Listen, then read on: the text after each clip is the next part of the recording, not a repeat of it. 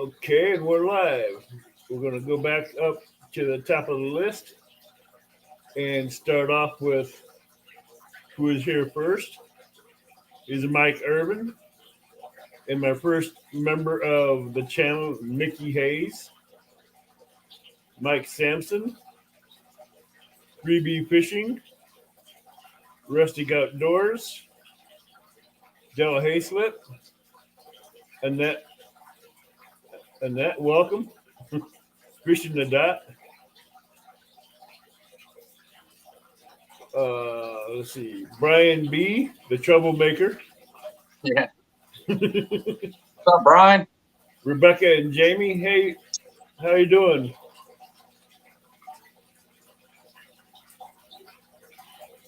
Let's see, we got Chrissy Brown in the house. Which I'm gonna keep her safe if I can. There, so she don't get. We got Lance Makuga, the Hawaiian fisherman. All right, man. Everybody in here today. Yeah. We got Danimals Creations. We got Joe Ziegler, Jason Lamb. Welcome, bud. He's an amazing guy to fish with. John Boy's Catfishing. And as I see him, I'll call him off. Tonight, everybody, we have Mr. Kitty Whiskers as a guest. So if you have your questions, please put question marks in front of your questions so I can catch them. And I will be keeping them on chat. And we got Mr. Catfish and Crappie in the house. All right. Buck Williams. And if you have any questions for Mr. Kitty Whiskers, feel free to ask in chat. And I'm going to do my best to catch him and get him asked. So welcome. Give us a little history on yourself, if you don't mind, please. Yeah, not at all. I've pretty much been fishing my whole life. Let's say I'm 38 now, so I've probably been fishing for, I'd say about 35 years of fishing, all from the bank, most of it. So pretty much. Okay, keep going. My bad. You're right. So I spent most of my life bank fishing pretty much everywhere I could. So I definitely got some experience. That was before cameras. Take pictures of all this big fish I used to catch. What got you into catfishing? My dad and my uncle, when I was a kid, buying me my first rod and taking me out. First time I ever went out, I went fishing at this one creek, and my uncle kept telling me, "You're not going to catch anything over there. Why don't you come over here to this spot? It's my spot over here." So my first cast out, I brought in, I think it was almost a 16-inch largemouth bass, first cast. On a little tiny, those little 4-foot kid rods. I think it was a transformer rod. So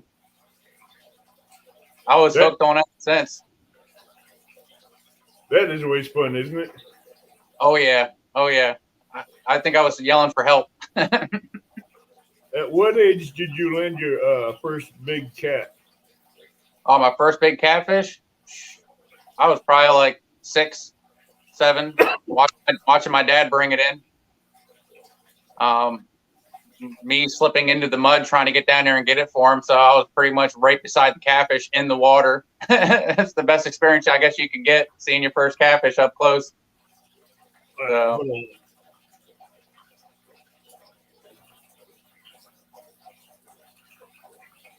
Chris says you forgot your name, Mr. Kitty. My name's John. That one slipped by me while I was trying to catch up with chat. Wow.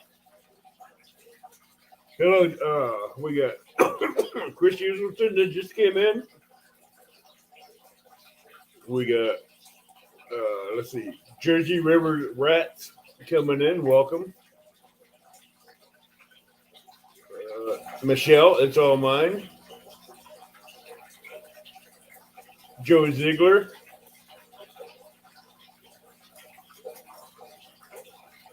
Chucky Morgan. Pontoon Jody. She goes, I'm here, my kitty whiskers. What's up? Catfish Cameron. Buck Williams.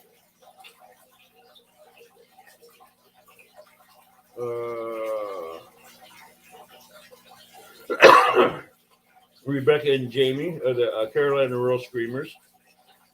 I think I said them. Backwoods Mindset. Hey, Matt. Mr. Kitty Whiskers. Thanks for stopping by, Matt. Chunky Cats. Al Stan, how you doing, bud? And we're caught up. So, would you prefer rivers or lakes to fish? Rivers. And what you bank fish or boat? I do both. Actually, now since 2017, I purchased a boat. I still bank fish occasionally if I don't feel like doing all that work and getting the boat together. But now that it's wintertime, I got everything already winterized, and so it's going to be sitting there until March when the Catfish Mafia tournaments come up. So it's pretty much bank fishing here on out. So when I do Sato Azul and David Smith. So fishing with JBT, how are you doing? So what do you look when you're bank fishing for a good fishing spot? I got a couple different spots. It depends if the water's high. You know, there's a couple places I'll go. If it's really low, then I got to go find a spot that has deeper water. Like I said, it usually depends on what's going on. You know, wintertime right now, I've just been going to as many different spots as I can, getting skunked along the way, trying to find out exactly where they're at. A couple places I was getting bites, but wasn't getting anything. So right now it's just keep looking, find out what section of the river is hitting. And what would be your number one go-to rod and reel? Oh, my go-to? Oh, man, I actually have two of them. It would be my Cat Max. It's a 10-foot rod. That's my go-to when I'm on the bank. And I got my Cabela's Whopping Stick. That's like my lucky rod. That rod always gets hits and fish on it, so I have to take that one with me. Now, have you been wanting to get an Uncle Lou's rod?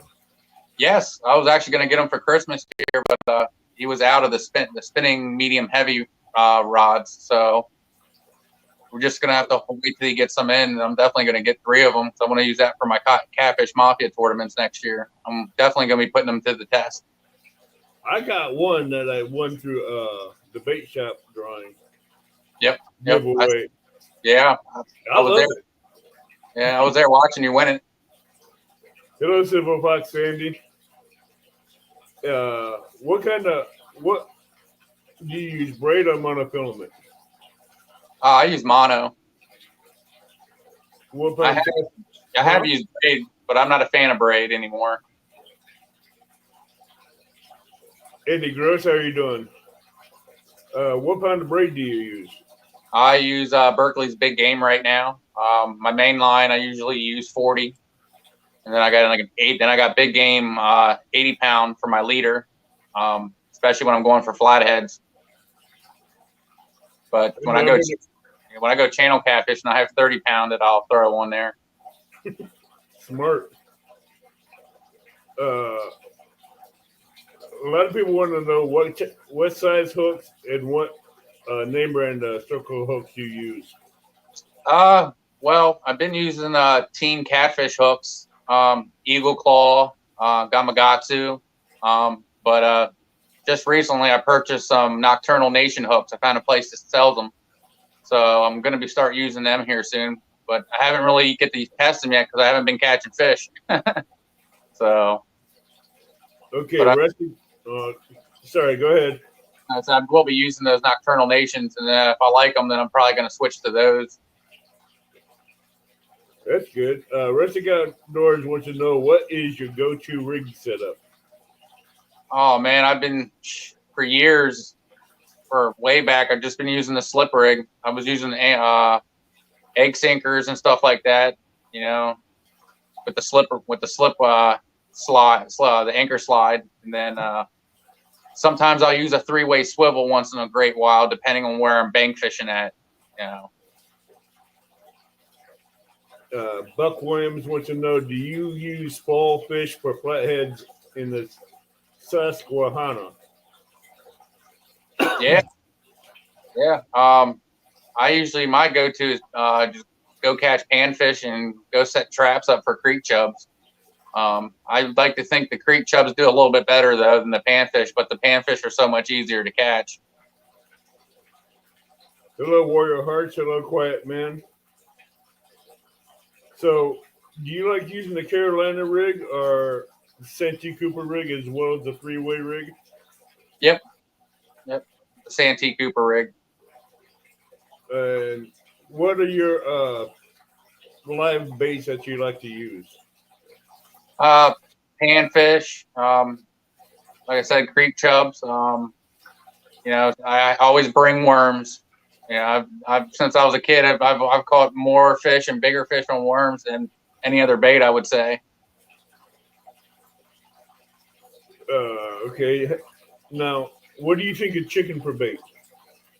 I just started recently using chicken. My buddy that I fished with in the tournament, he made Kool-Aid chicken, and we went and go to the river and try it out. And I threw my rod out, and like 2 minutes later, my bell's ringing, and I caught a nice little channel cat, and it has been working. That's what I've been using for my channels. I'm definitely a fan of the chicken now. Can I get my mods to be sharing out Mr. Kitty Whiskers links in chat, please? And let's be sharing out the Bullock Experiences link as well. Let's help him to hit the 500 mark.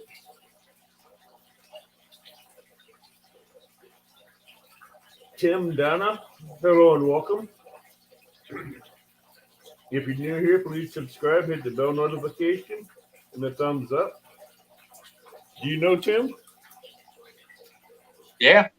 I've never seen him in here. That's what I was asking. So, what type of rod holders do you use from the bank? All from the bank? My chair. I have a fold-out chair. You don't use no PVC pipe or anything to stick in the ground, or? A lot of times, some places I go, it's concrete, so I can't really shove anything into the concrete. When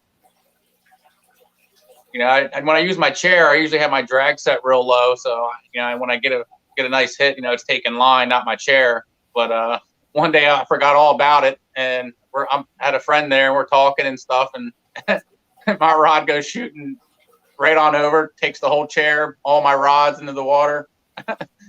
So how far did you have to go swimming after them? Not that far. I looked over and saw the bite, and I was like, oh, yeah. And the next thing I seen it starting to tip, and the guy I was with said I was moving really fast. But I was like, man, dude, I was moving in slow motion. So I was up to my shoulders in the water, getting everything back. He helped me. That's good. We got Carolina Royal Screamers, Jamie in the house. We have Christian Local 252, Joe Hayslip. I think I already said your name. Paul Boyd. Hopefully I didn't butcher your last name.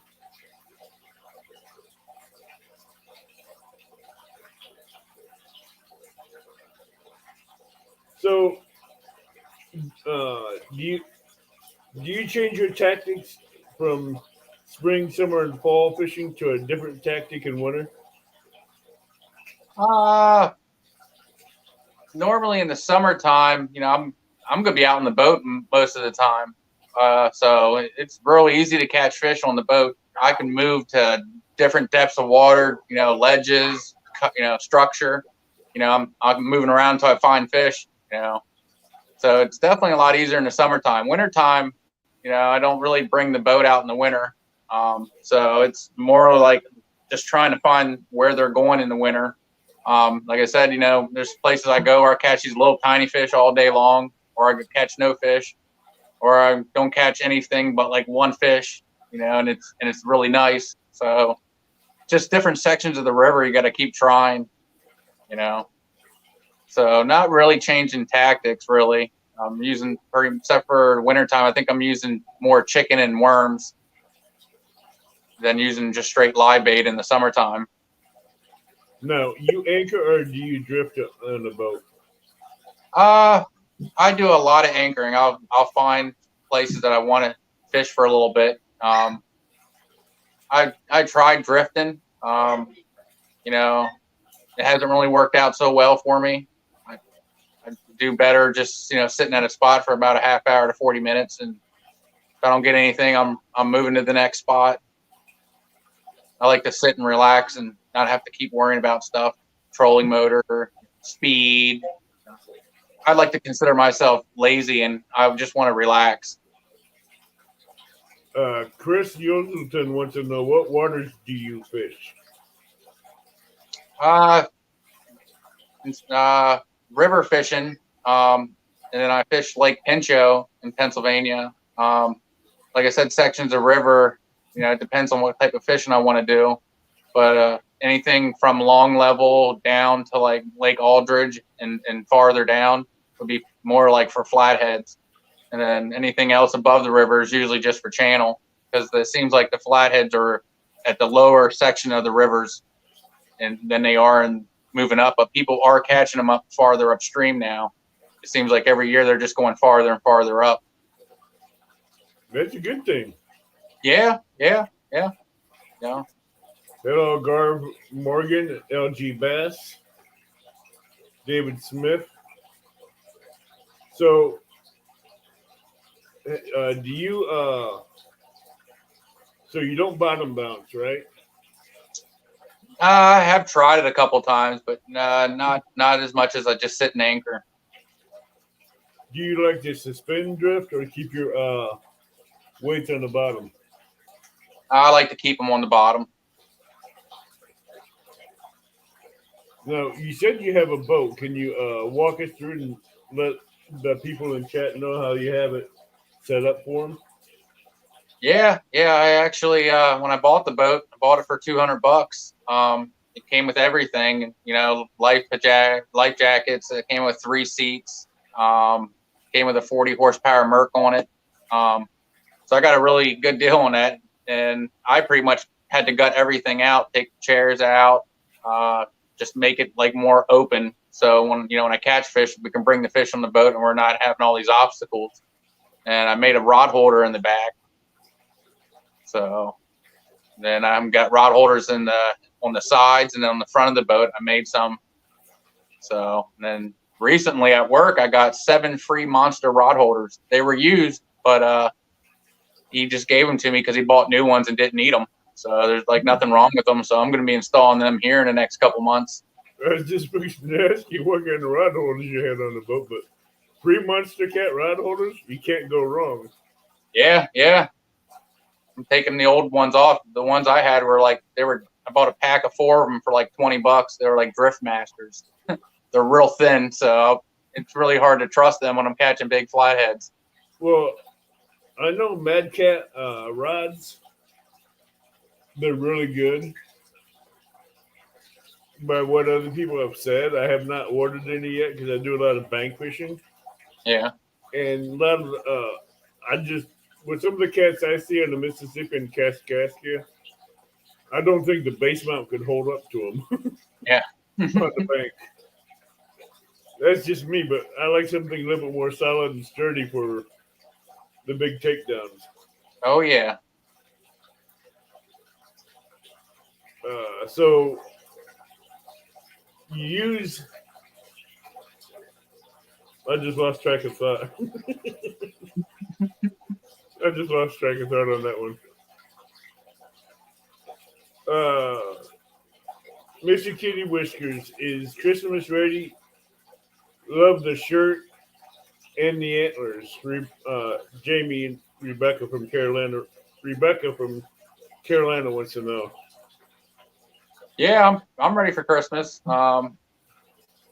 it's always stressful getting everything ready to go, make sure everybody has all their stuff, you know. But it's like every year, you know, it gets done, you know. Dale, I don't understand that statement. They sell 10-foot rods now. Who? Who are you talking about, Dale?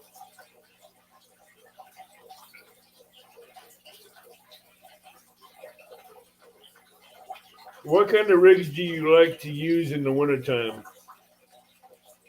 I keep using the slip rigs. Like I said, right now I have one rod that has a 3-way swivel on it. You know, I got like I think it's like 20-pound strand for my weight, and then for my leader, I think I have 40-pound big game, and then I run 30-pound big game for my main line.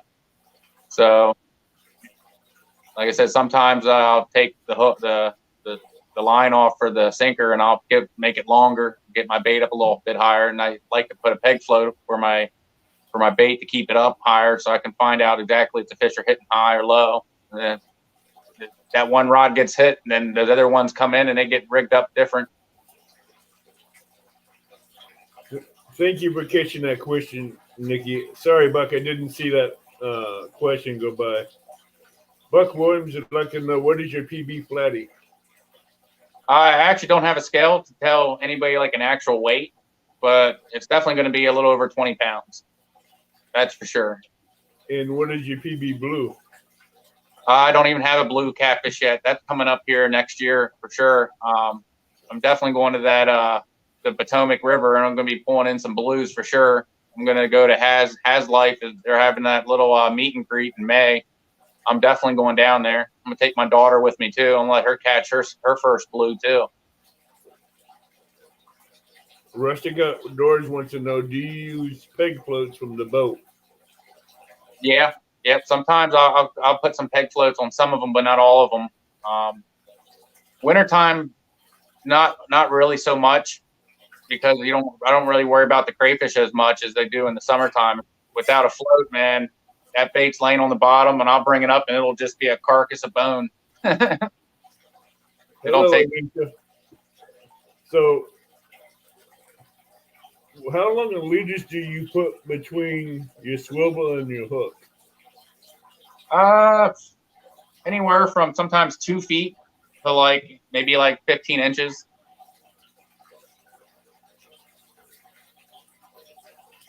So that's basically how you do it off the boat? Pretty much, yeah. Yeah. Get the bait out there moving around. Would you say you would use the same leader rig from the bank as well? Yep. I thought about trying that, but I just didn't know how that'd come out with a cast. Yeah. Once in a great while I'll bring it in, it'll be tangled. And there's times where I'll be fishing for 5 hours, and I probably cast it in and out, I don't know, 8-10 times, and not one problem with any of them. I know sometimes I like to try to keep them shorter because they will get tangled up sometimes when you're casting them out.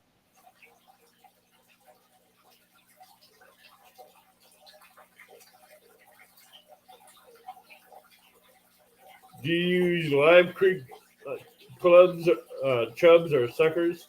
If so, is your luck better than cut bait? Like I said, I've got hookups a lot quicker with creek chubs. If they're not too big, which I don't normally try to keep the big ones. If they're real big, I'll throw them back because I don't want to deplete where I'm catching them from. I'll keep the smaller ones. But most of the time, I just put them live on the hook and right on out. Sometimes I'll take a panfish and cut it up if it's really big. But like I said, when I'm catching panfish, if they're bigger than my hand, I throw them back. I don't keep anything that big. Do you eat bluegill or crappie? I have. It's probably been 5, 6, 7 years since I've actually kept a fish and ate a fish. It's just straight catch and release, and that's pretty much it for right now. Basically, it's just CPR. Pretty much, yep. And I've been doing that with my daughter her whole life. Except for some trout. We will keep some trout and bring them home, But That's for the cool. most part, I make sure she knows that we just throw them back. And if one day she says, "Hey, I want to try and eat one of these catfish," sure, we'll keep a smaller one. We'll bring it home, see if she likes it. Then if she wants to keep them, that's up to her. Jared is asking if there is that many crawfish. Have you ever tried them for bait? I have tried crayfish for bait. When I was younger and I got in the water and was sitting there flipping every rock over to try to find, crayfish, I was catching a lot of fish. I've caught some big carp on crayfish, but I know that when I did a couple tournaments and put catfish in the live well, when I go to clean the live well out, I'm seeing pieces of crayfish. You know what I mean? So that's their main food source. I don't see why they wouldn't eat it when you're using it for bait. Crystal Uselton wants to know bait casters or spinning reels preference. I prefer spinning. I will do bait caster. I have no problem with using them. It's just an extra step I got to do a little minor adjustment with what kind of weight and I got on it. But my go-to though is spinning. Like I said, when it comes to fishing, I want to relax. I'm lazy. So I knew food would come into it. And your best pal Jody just brought in the question of food. My kitty whiskers, zebra cakes, or Nutty Buddy bars. That'd definitely be Nutty Buddies. That's an easy one. I was waiting for that question to come up because it normally goes to food. Yeah. Do you like day fishing or night fishing? Oh man, that's a tough one there. I say summertime. I'd prefer night, so I don't have the beating sun on me. Wintertime, daytime for sure, because it's a lot colder at night. But at this point in time, man, I got so many things going on with work and home. It's my days off. It's when I get time to get out there, no matter what it is. It might be nighttime. I might get off work at 5 in the evening. Now everything's dark, so it's gonna be a lot of night fishing coming up here. Hello, Realville Catfishing. John and Dana Parker, welcome. Do you ever fish for smallmouth? I love catching them in the river. Buck Williams is wanting to know. I have. I used to use lures and stuff when I went out and actually went out targeting bass and walleye. Now, at this point in time, it's just I'm using bait for catfish and, occasionally I will catch a bass because I'm using live bluegill. But normally when I'm using live bluegill and I do catch a bass, it's always a nice one. So I have a video uploaded. It's a short of my daughter holding this nice bass that she caught down at the river when we were using panfish. I could have swore she had a catfish the whole time until she brought it in, and I was like, that is not a catfish. That is a big old bass. Was it live bait or was it cut bait she caught it on? It was live. It was probably about half my size of my hand. So it woofed it down. What kind of bait was she using? Was it cut or was it live? Oh, it was alive. Yeah. No, the cut bait. Well, it was a panfish. Yeah, it was alive. I didn't cut it up or anything. I threw the whole thing out. No, okay. Yep. I'm sorry. I misunderstood that one. That is my bad. No, you're right, man. Huh? I said, no, you're all good at it. I'm trying to keep track of chat and everything at the same time with the questions. Real good catfishing. Yeah, no, you're doing good, man. Our thoughts and prayers with you during your time of quarantine.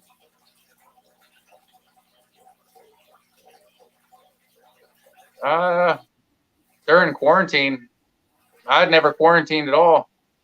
Real Catfishing says he's been quarantined. Oh, because he had COVID. His house got COVID. Oh man, that sucks. Yeah, I haven't got COVID. I've been lucky. I'm an essential worker, so I'm pretty much been working more hours every day. So, when shit was hitting the fan, man, I had to be at work. Hey, trust me, I know the feeling. Welcome, Alan Detmeyer and Warrior Hearts catfishing, Boy Hearts Fishing, and Fat Boy. What's your most favorite bait? My favorite bait? Man, I'd say my favorite bait would be creek chubs. You know, you can throw a live one out there and you can catch anything on that. JBT's asking, what spinning reel do you use? Oh, spinning reel? Mm-hmm. I think the one I have on there is a salt striker. It's a surfing reel, and I think the other one I use is a Shakespeare spinning reel, and I have an Abu Garcia Big Game 9000 bait caster. Which is funny. When I bought that, the guy asked me, "Oh, you're going tuna fishing?" I said, "No, I'm going catfishing." He said, "Well, this is overkill." I was like, "Good." I don't want anything to break my reel. He thought I was crazy. Chris Uselson is asking, what electronics, if any, do you use? Electronics? Yeah, for your boat. Oh, like your fish finders, trolling motors, stuff like that. Yeah, actually, I have a Minn Kota 40 pound thrust trolling motor. I have a fish finder. It's a Garmin Striker 4. I mean, it's not like where I can see 3D or anything like that, but it shows me depth, structure, and water temperature. So I'm working that just fine. Hello, Serena, keeping it real. Welcome. If you guys have any questions, feel free to ask them in chat. And I'm scanning chat as we're talking, so I can see the questions and ask. So for the new ones coming in, can I get my mods to share out Mr. Kitty Whiskers, Backwoods and Mindset, and the Boatlook Experience, and let them get up to the 500 mark?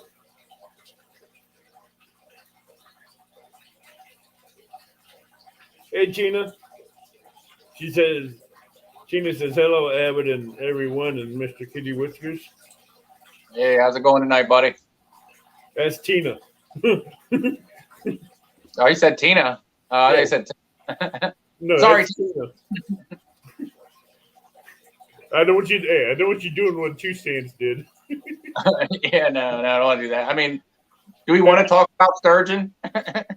Well, I had him as a guest one time in here with Paula Smith, and we let him run off all the ladies and anglers in chat. And well, Judy, Booty, and Darla were not women. Yeah, well, here, let me show you my picture of my sturgeon. No. No, I have caught a sturgeon. It was a little 38-inch sturgeon. When I first caught it, I was like, "Whoa, what the heck is that?" And then I was like, "That's a sturgeon." That was down when I lived in Wisconsin for a couple years. I was fishing out of the Black River. That was a good one. Yeah, but I don't have a picture of that sturgeon. I wish I did. I'd put it in a frame so I could show it every live.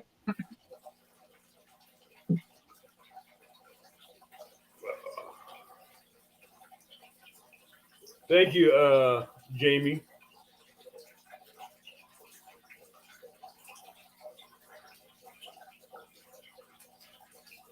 So, if what was your best memorable moment in fishing? My best? Oh man, I had a lot of good times. Like the number one top memory that made you the happiest. It makes me the happiest. Hello, Kelly. There's one time I went fishing with my dad, and I told him I needed a bigger rod and bigger line so I catch bigger fish. And he's like, oh, okay. So he bought me 40-pound big game mono, just 40-pound mono. I'm not sure exactly what brand it was, but he He put it on my my Zepco rod and reel. It was the closed face, and I threw a big chunk of stinky cut bait that he had around for like weeks, and I threw that out there. And I'm telling you, like 20 minutes later, you know, my line went slack, and I was like, wow, okay. So I start reeling it in a little bit, and then I felt like a nice tug. So I pulled on it really hard, and then as soon as I did, it started pulling way harder than me. So hard that it was taking line, and I put my drag on as tight as I could, and I pulled back on that rod, and it just started pulling me right across the dirt, right into the water. So I was probably into the water up to my my waist, and I was already screaming help for my dad. So my dad was like a little ways down, so he had to come running down this trail. He looks over and grabs my shirt, and he starts pulling. And as he's pulling, I'm still not going anywhere. This fish is just pulling us like it's just as hard as we are. And then eventually, you know, my line gave, and my hook broke in half. Oh no! So my dad's like, "Oh, it was probably a piece of debris." I was like, "Well, debris doesn't travel upstream." I was like, "This thing was going straight upstream, so it had to been like a huge, humongous turtle, a big carp, or the biggest channel cat that anybody's ever seen in their life." Because I know he couldn't pull me out of the water. If you got a good sized creek that's deep and wide, you can get some good sized flatheads in there. Yeah, well, that's when I was like probably like 12 years old. That was on the Harrisburg side of the river, right below 81 Bridge. So could have been a flathead, could have been a blue. Yeah. I don't know what it was, but I've never had anything that scared me to death because I didn't want to let go of the rod at first, but then I was like, nah, I'll be okay. And then I'm in the water and this thing's like just dragging me. So it was a little scary, but it was awesome. I mean, I'd never had my hand shaking that fast in my whole entire life. So, real little catfishing wants to know where you're from. Central Pennsylvania, around the Harrisburg area.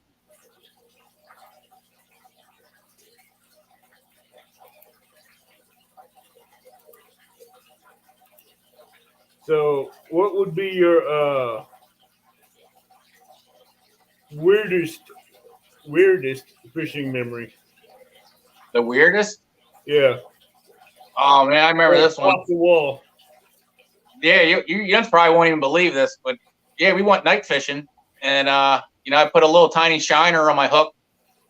I throw it out, and then not even like 3 minutes later, my rod's bent over, and I'm bringing in this fish, and it's like this huge catfish, and I'm like, oh, look at that, and then like I went to go like grab it by its mouth, and it's like something was smacking me in my hand, so I was like, what? So I shined the light over on the front of the fish.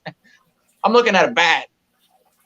There was a bat in his mouth with my bait with a shiner on it.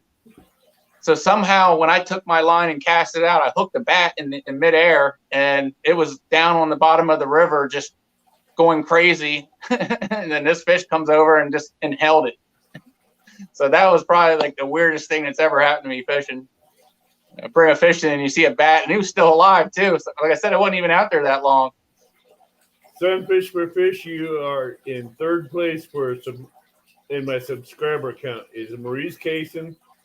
Then my my new first channel member, Nikki Hayes. Then it's you. What name brands of rods do you use? Like I said, I have Shakespeare ugly sticks. I also have a Shakespeare tiger rod. I have Bass Pro Shops Cat Max, but they're 10-footers, spinning and casting. And I have Cabela Whopping sticks. But I soon will have Uncle Lou rods for sure. I'm definitely getting those. Yeah, boy, Trey, welcome. There's another good channel. If you don't have him, go over and check out your boy Troy Catfishing. He's doing really good. Yeah, he's got some good content. I watch him too. Hello, Judy Mae Collins.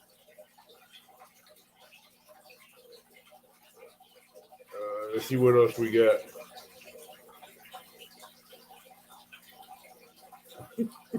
Wow.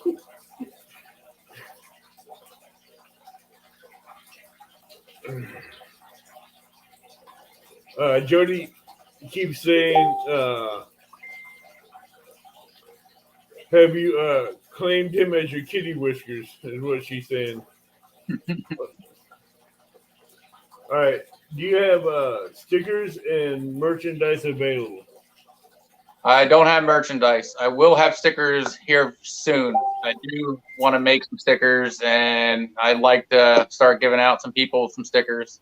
Like I said, this year coming up is going to have a lot of things I'm going to be working on. Like I said, I got a lot of tournaments coming up, starting in March, and then pretty much every month after that, I've got to be doing a Catfish Mafia tournaments in Pennsylvania here. That I'm going to be going down to the Potomac a little bit more often next year, catching some blues. I want to get some of those blues under my belt. So there's definitely going to be some changes coming up here next year. I want to do. I'm going to be definitely going to have trying to get more content out. Definitely going to be trying to get better videos. Like I said, I watch everybody else and see how they do things, and it's just like being on YouTube live, making videos. It's work, Like I could fish for 6 hours, but I'm only going to make a 4-minute video for you because I only caught 3 fish, or 1 fish. So it's definitely not that easy. Boy, everybody's after Jody tonight. I appreciate it, man. Yeah. Huh? So I appreciate getting everybody up here.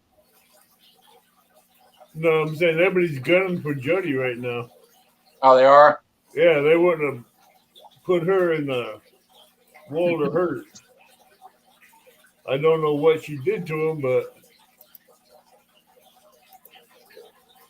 they're swinging the hammers. Uh-oh. That's never good. Oh, they get into this game of whack-a-mod. Have you ever heard of that or seen that in chats? No. It's where the mods get bored and they just start swinging hammers at one another if they don't have a wrench. And apparently, Jody's been swinging a wrench a little freely in fun. Gotta get a smackdown. What's your favorite water to fish? Oh, my favorite water? I guess my go-to is normally down in Goldsboro in Pennsylvania, because it's like I live like a few minutes away. Like that's if I want to just herp and get some fishing done real quick, I know I can go there and I don't have to travel so far. But I'd have to say Goldsboro, Pennsylvania. Hello, first time catfishing in Carmel, Muni. And Nikki, can you post your channel page as well? Please and thank you. There you go, Kelly.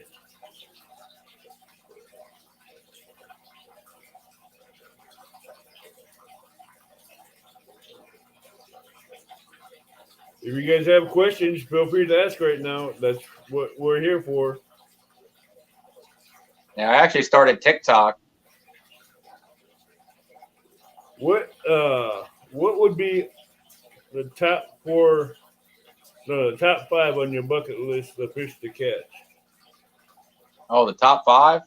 Yep. Oh man, I definitely want to get a blue. I want to get that out of the way. That's gonna be number 1. I guess my second would be maybe catch a nice 222-pound sturgeon. I had to throw that one in there. Why don't you just make it 222.9 pound sturgeon? Yeah. 223. But I wouldn't say I really need to go catch a bunch of really anything else. I've caught a lot of stuff. I definitely want to catch an American eel. I've never caught an eel on rod and reel. I've seen so many people do it in front of me. I definitely want to catch an eel. Like I said, I caught a lot of other fish. Maybe one time, if I could, maybe go to the Amazon and catch one of those big old shovel-nosed catfish that are like black and white. That would be awesome. Okay, rest of got Doris wants to know, Whiskers, if you were to make a blooper video, what would be the #1 video? If I did a blooper video. Yep. What would be the #1 blooper? If I did make one, why? Yeah. Making it on purpose? Or it just happens?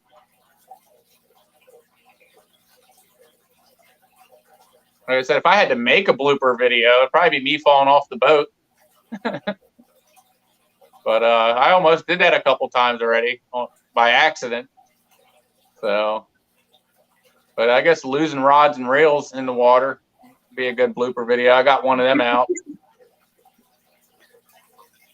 I have a funny story on that. I asked my brother because I needed an extra rod. I asked my brother if I could borrow his rod. And he said, go ahead, but don't let nothing happen to it. Okay. So I'm not even there for not even in like a half hour. And I look over and I just looked and seen his rod being dragged into the water. And I was like, there was no way I was going to be able to get up and go grab it. It was gone. I was so angry. Rebecca he doesn't let me borrow anything ever again. Oh, I wouldn't either after that. Yeah, I wouldn't either. Rebecca wants to know, for Christmas gifts, what would your go-to gift be for catfishing? Oh, what I want to get for Christmas? No, go-to gift for catfishing. What I get? Right. Oh, well, the only thing I really need for catfishing that I really like to get would probably be for the stuff for the boat. I want to get an electric anchor. I want to just be able to press a button, and that'll definitely help me out instead of sitting there pulling the anchor up and down. That gets exhausting. So, how long have you been doing YouTube? I guess I'd say sometime in the end of August I started my YouTube. I did a Catfish Mafia tournament in August. That was my first Catfish Mafia tournament. Now I wanted to do these tournaments a couple years ago, but my boat wasn't ready. I didn't have everything ready to go to do these tournaments. So I worked on getting my boat together, and I finally decided to go out and do one in August. And me and my buddy Bob went out there and we did a Catfish Mafia tournament, and we ended up taking second place out of I think it was like 36 boats. So we're hooked ever since. Then I started YouTube, because I had videos on my phone from a couple years ago, and I figured that'd be a good way to like save my videos. Carolyn, the Real Screamers, wants to know, do you enjoy fishing lots of tournaments? I do. Yeah. Uh-huh. Oh yeah, it's exciting. I love it. It's like the day before the tournament. It's real hard to sleep. 'Cause I'm just so excited, and I've already spent all like 3 days getting everything ready in a huge pile of stuff over here. That and then I double check it like 6-7 times. So tournaments are awesome because when I get out there, you never know what's going to happen. My first tournament, we were out there for almost 3 hours, and I looked at Bob and said, I don't know how this tournament's going to go, man. I was like, we haven't got a single bite or a single fish. And then a half hour later, man, we're just boom, flathead, another flathead, channel. We're just like, we had so many fish at one time. We're like, wow, it was like 3 hours of fishing and I was exhausted. So, and then I don't know, about 3 hours left of the tournament, it just died down, and maybe it caught one more fish. But then we did the tournament the following month, which was the last tournament of the year in September. It was the Ironman, so it was a 24-hour tournament. It was broke up in two rounds. I know it was really hard to stay awake. Rusty got Doris says, bloopers. We want to know about the bloopers.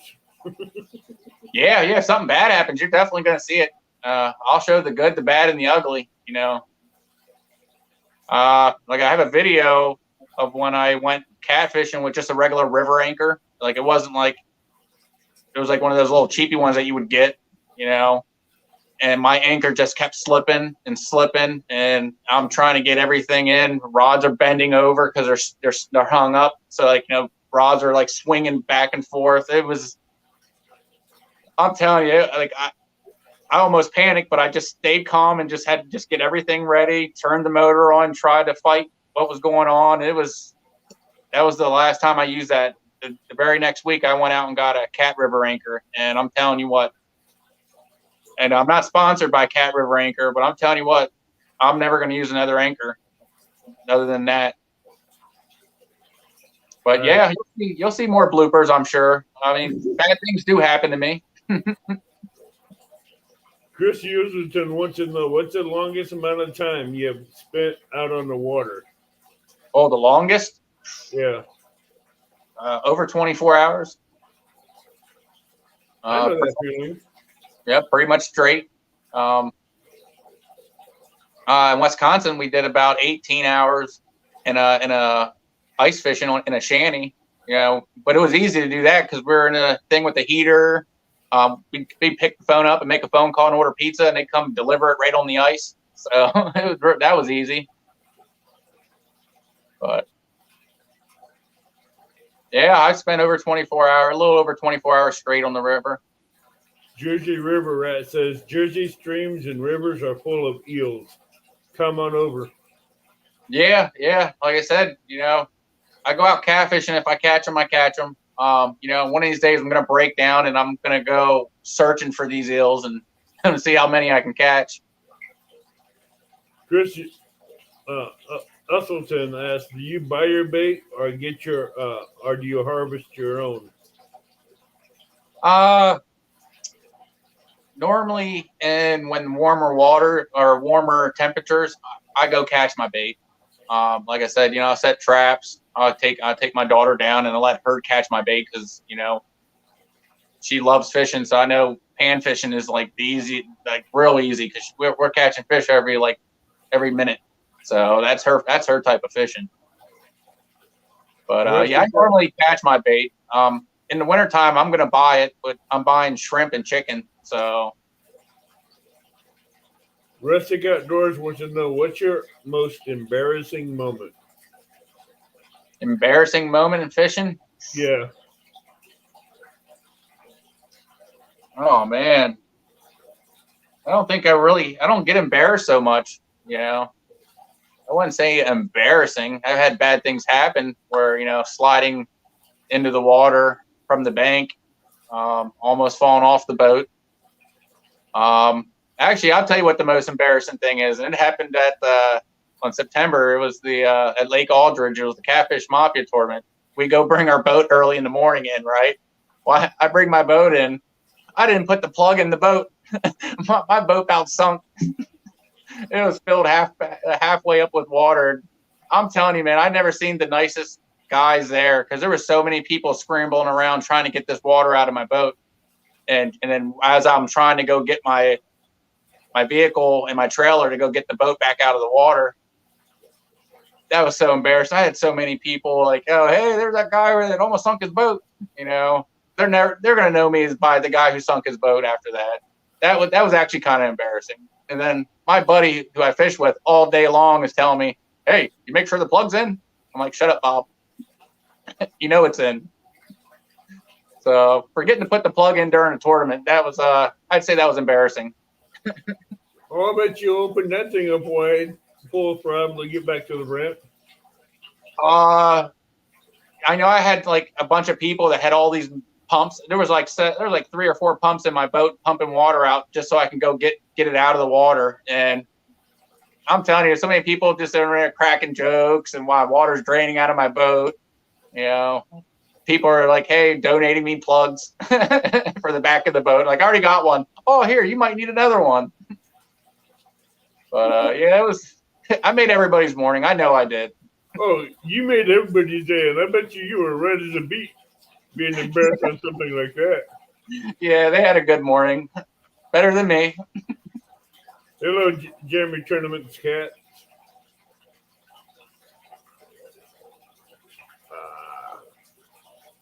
Yeah, but every time that happened, I always double check, I triple check, make sure the plug is in. I bet you did.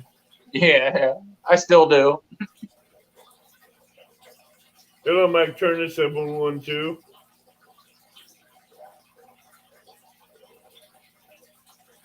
Like I said, today I just took my daughter to the shooting range, let her shoot a 22 single shot. So she loves that. She loves just cracking rounds off.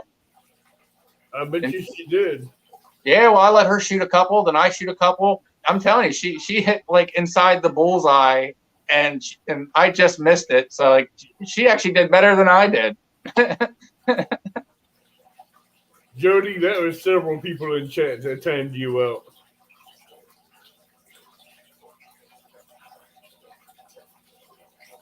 Yeah, so you can check that video out. I uploaded that today of her shooting the 22.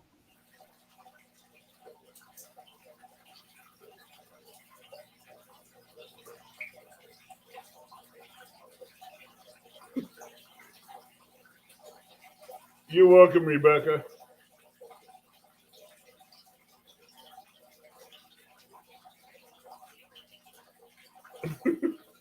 Troy, I already knew that's coming.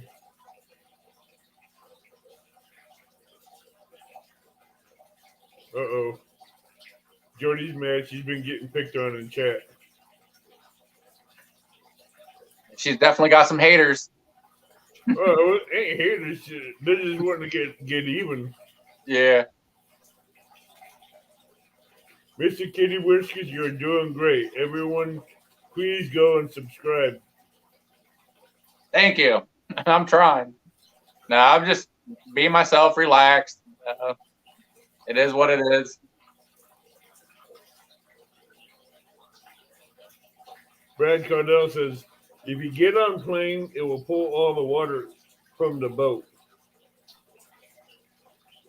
Yeah, I know. Like I said, at that point in time, we had an hour before the tournament started anyway. So the guy who was running the tournament said, just get your boat out of the water, and let it drain at the dock there. And then he said, then when it drains, we'll put it back in. So after you put the plug back in. Yeah. Yeah, they kept reminding me, and I was like, it's in. You sure? I had all these people checking. Did he say 222-pound sturgeon? Can we time out the guest? No, Troy. Let's be nice. He's a guest, so he gets that one foul up. Yeah, let me show you a picture of mine. Hey, we'll give him that one copycat stand, the sturgeon. Yeah. I don't want to have to pay any rights for it,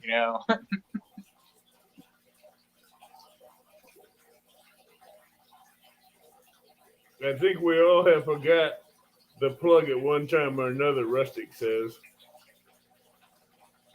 Yeah, that's the first time I've ever done that. I don't know what happened that morning. I really don't. Serena says, I watched that video. She was on it. I loved it. 3B Fishing wants to know, who gave you your channel name? I did. How did you come up with that one? Well, Mr. Kitty Whiskers is what we were trying to figure out a team name for our catfish tournament. So we had to come up with a name. So, I was going back and forth with my friend Bob on names because he was going to be my my partner in that. So, I told him, hey, how do you like Mr. Kitty Whiskers? No, not for our team. No, he wasn't real happy with that. So I came up with the Dirty Hookers, and he was like, yes, that's what we were going to be calling our team name. So and then when I did the YouTube channel, I was like, Mr. Kitty Whiskers. I was like, and I asked a couple people about it, and they're like, what? You're going to name something that? Like, yeah. I was like, I searched. There ain't nobody else I knew that had that. So my daughter liked it, and I wanted to, make sure all my stuff was, family friendly. So, and have good content. I don't want anybody to be like, what? he said what, or he's doing what, just make sure it's all clean. I'm not here to offend anybody. I'm just here to show everybody my experiences of fishing and hunting. I'm going to be doing hunting next year for sure. This year I did more fishing, so I didn't get around to doing any hunting this year. Well, 3 years ago when I started my channel, I YouTube searched avid fisherman and there was no one there. Yep. So I made sure. Yeah. After I came up with avid fisherman, I Googled it 2 years ago, and now I got avid this, avid that, avid number 1, 2, and 3. I'm like, no, I'm the original, so there is no number 1. When I picked Mr. Kitty Whiskers and I went to go search it and I hit the button, like I kind of cringed because I thought I was going to get like 14 pages. But no, I didn't. Nothing came up for Mr. Kitty Whiskers. I did search YouTube for it, and the only thing that came up for Mr. Kitty Whiskers was somebody that had a video called Mr. Kitty Whiskers, but it wasn't their actual username. So I was like, that's safe. I don't care what they called their video. I just found it funny. After I came up with my channel name of Avid Fisherman, 2 years later, you get 1, 2, 3, 4, number 1, 2, and 3, and 4 right behind it. Yeah, it's a good name then for sure. Right. Rocky Mountain Life Prospecting. Welcome, Rob. I will have a special show next week with Rocky Mountain. He does have a live prospecting channel. Plus, he also has an animal rescue, Poor Paws. We will be talking about his animal rescue next week, and a couple of the other venues that he has. So I will be getting that thumbnail put up as soon as I get some more information from him. If someone can pull up Rocky Mountain's link and share it out, I'd greatly appreciate it.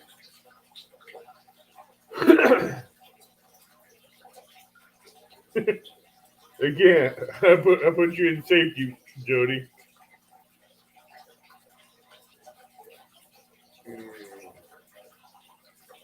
What are your go-to snacks for fishing? My go-to snacks? Yeah. Normally it's like a bag of chips. But most of the time it's goldfish crackers. Oh, you love them too, huh? Yeah. You got to eat fish to catch fish, right? Oh, yeah. When I go fishing for long periods of time, I don't take food anymore. I just take 5 or 6 or 8 boxes of them. Yep. If not 10, because I know if I eat one and I'm hungry, I'll go through 2 of them. Yep. And when I go hunting, it's apple slices. Apple slices or blueberries. Yeah. Because I found out one time when I dropped a handful of blueberries below my stand, I wasn't thinking about attracting deer. But you hear leaves crunching right below you, and you look down, and there's nice little 10-point buck there just eating what you dropped. Yeah. My boss at work, he's like, "You get a deer every year. What's your secret?" I was like, "Apple cinnamon leave-in conditioner." He's like, "Are you shitting me?" I'm like, no, that's my trick. They don't say nothing in the rule book about leave-in conditioner. But Brad Cardell says, don't leave trailer straps on a boat. The trailer floats. Yeah. Especially when you go put it in the water. Yeah.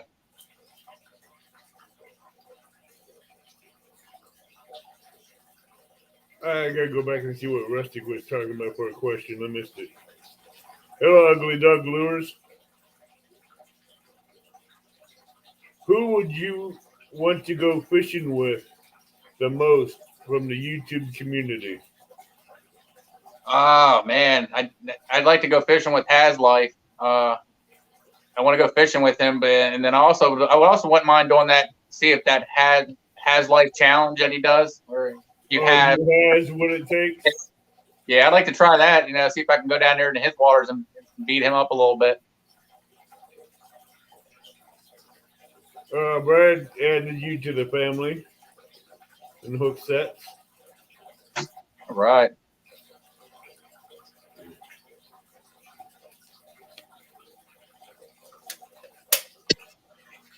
I mean, if I actually had to go fishing with anybody that wasn't on YouTube, I definitely would go fishing with, I'd say Steve Douglas. I definitely would like to get out there and do some fishing with him. That would be awesome. Welcome, Mike Turner, to the family members. Just in case everybody didn't know, I do have members. So if you're wondering what the Momo foot is, that is a Missouri. That is a name for a Missouri Bigfoot. That's what they call him. It's a nickname, the Momo Bigfoot. So I just added it as a Momo Bigfoot catch for the first level. Yeah, I definitely am going to do that here in the next couple of weeks. I want to make sure I'm a member to you. It's just something I would. They gave me an offer to after I got monetized and everything. I want to make sure. Yep, we got out there and support you.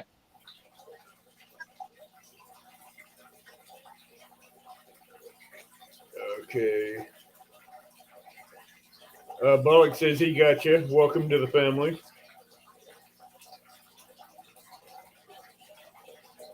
Yeah, I know, like you saying before, like, you know, those 3 years you've been doing this, you know, I mean, it's just you doing what you like, you know, it wasn't about getting, you know, subscribers and stuff like that, trying to get to 1 million. It was just sharing stuff you like. Sorry, I'm sorry. Sorry, Mike Fishing. I meant you to say your name, not Mike Turner. You shenanigan brothers. Mike Fishing Homes, welcome. And thank you.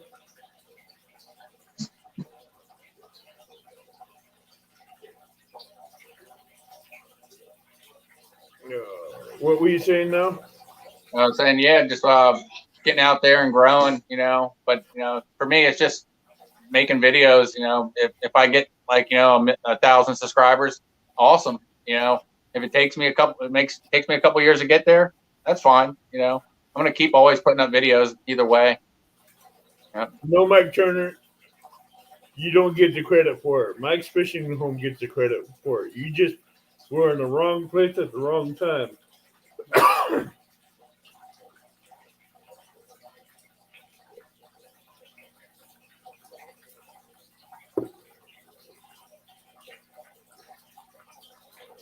Mr. Ace Bez, welcome. He says hi, Mr. Kitty Whiskers. Hey, what's going on, buddy? Off the Hook, welcome.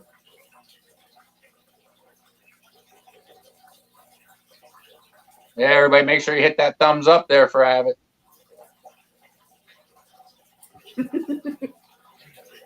Mike, he joined the members club and your name popped up in chat at the same time, right behind it.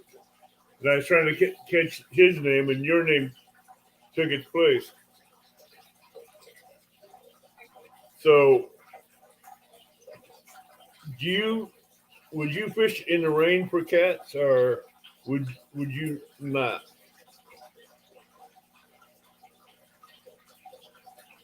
Yeah, rain, snow. Yeah, I'll fish for cats anytime. You know, like I know a lot of people that would rather just be home if it's raining instead of fishing. Yeah, I mean, like I have a couple days. I only have 2 days off of work a week. Sometimes one day, you know, because if they call me in, I'll go into work because I know they need me. But yeah, on my days off, if it's raining, I'm fishing in the rain. I guarantee you from now on, when I get my days off back again. I only have 2 days off of work a week. Sometimes one day, you know, if they call me in, I'll go into work because I know they need me. Hold on a minute. But yeah, on my days off, if it's raining, I'm fishing in the rain. Come on. My computer just went crazy. You're all right. My back computer just went crazy. Yeah, so I'll fish in the rain. It don't bother me. I just bring the gear for it.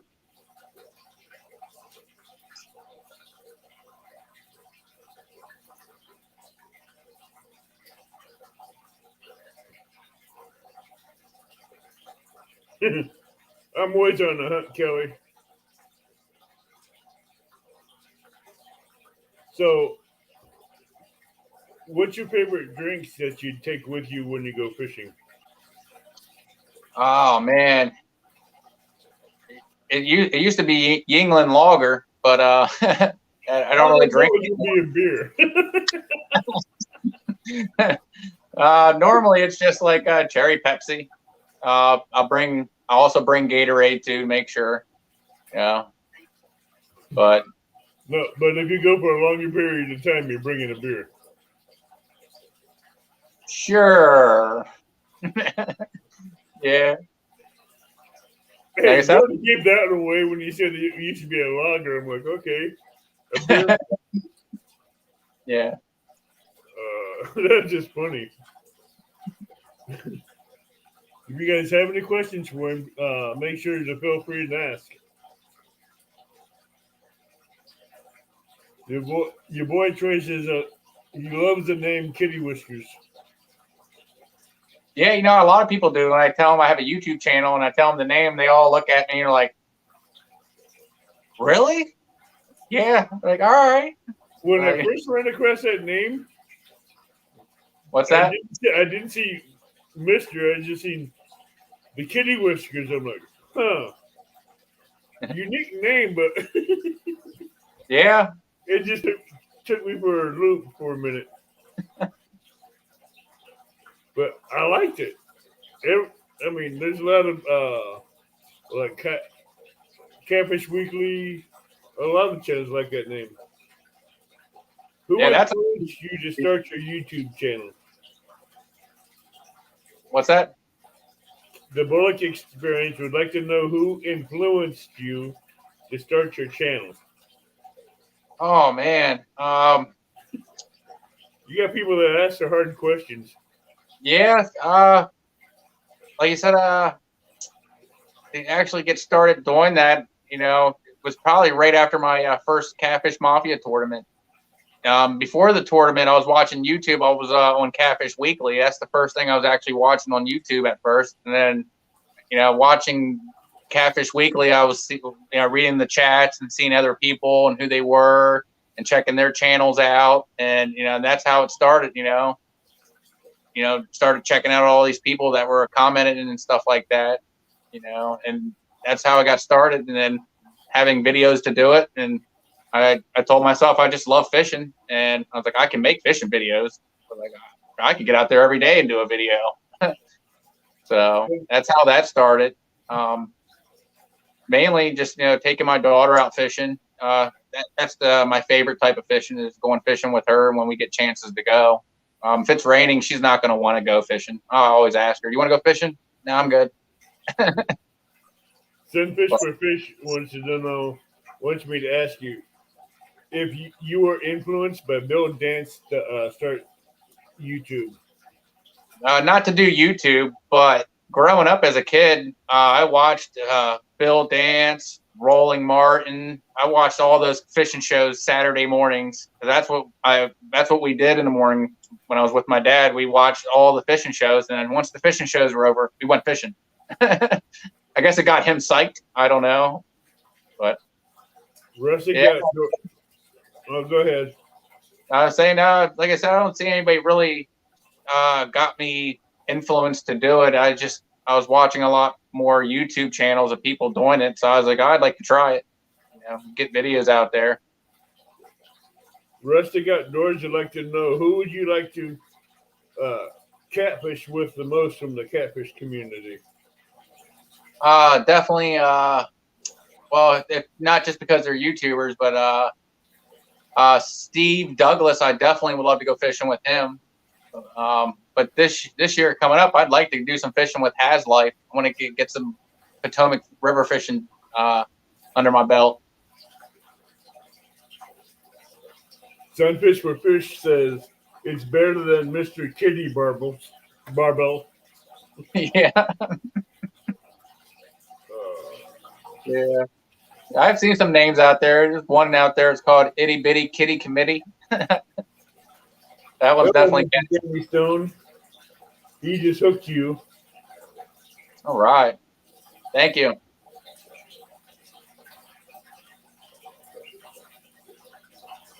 Like I said, it's cold water, so I'm trying to catch fish for get more fishing videos. I don't really have any fishing videos right now. I am on TikTok.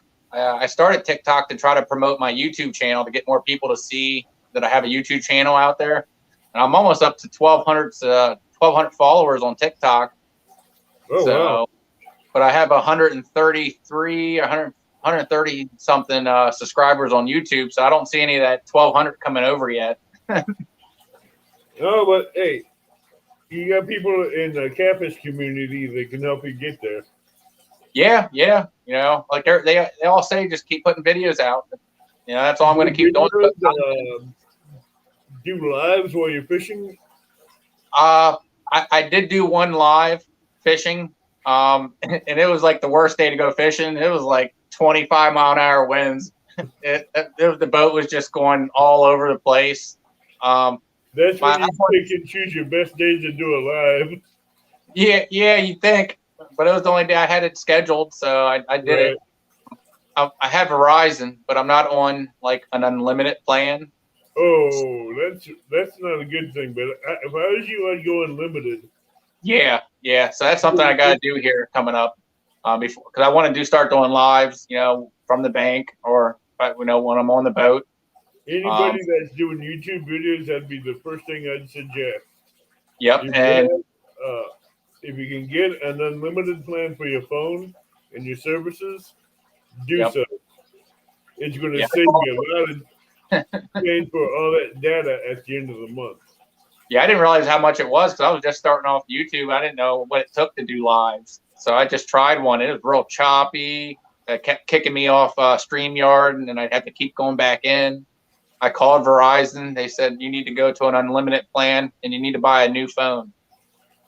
I was like, yeah. I was like, well, they said you didn't really have to buy a new phone, but they said you should if you're going to do lives because they said you'll get better picture and better audio. Trust me, I did buy a new phone. Yeah. I told them what kind of phone I had, and they said, "Oh, well, you definitely need to upgrade. That's old." Oh, they just did that to get you to do it. Yeah. I didn't do anything at that time. I was just researching it, see why my live was so crappy. But yeah, they said me going to an unlimited plan puts me at VIP access to the network, so I'm considered more important. So somebody like me that has unlimited premium package, that it'd be less likely I'm getting dropped from the network than right now. They said you'd be one to be getting dropped before anybody else.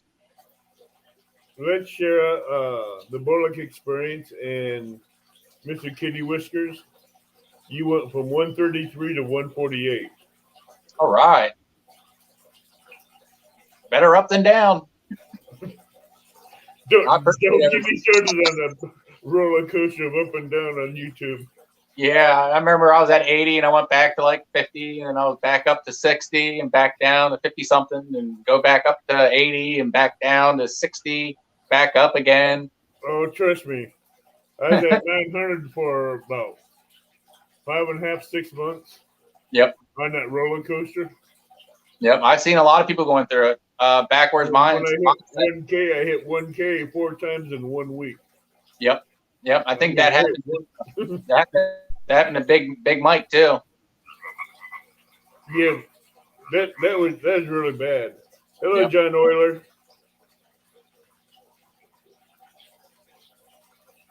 Yeah, I know Backwoods Mindset, he was going up. He's at like 900 and something. He's almost there. And, you know, for a while there, he was at like 859. Then he'd be up almost at 900, then back down to 8 something, then back up. So I was watching him because I follow him. So I seen his roller coaster. Brad Cardell, I got the top S21 they had. And trust me, I'm paying out the butt for it. Yes.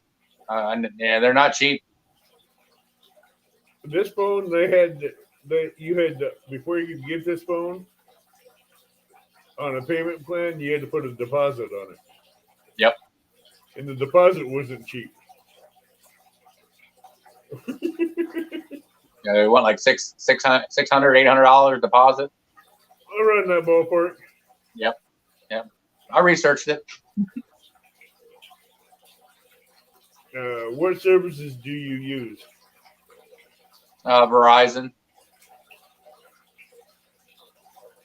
I was using Sprint until T-Mobile took over. That's a company I don't like. Yeah, we're going to stick with Verizon. I'm going to try their unlimited plan here coming up. Just wait till after Christmas is over. You know, I'm going to take care of a lot of stuff, you know, with bills and getting stuff, you know, getting the kids stuff, you know. Sunfish, I do not shave. I will scalp you, sunfish. Hey, Potomac River Monsters, what's up? Welcome in here, Potomac Rivers. You just got another hook set from LG Bass. Yep, I think I'm subscribed to him too, I think. Yeah. Welcome, Blue Line Adventures. Roland Virtual, welcome. Yeah, because I know everybody who subscribes to me, I subscribe back, and then I make sure they're hook set. I go check out their content, you know, see what kind of people are watching my stuff, you know, see what they're doing. Brad, I'm sorry, but Brad, I did not buy this on Black Friday.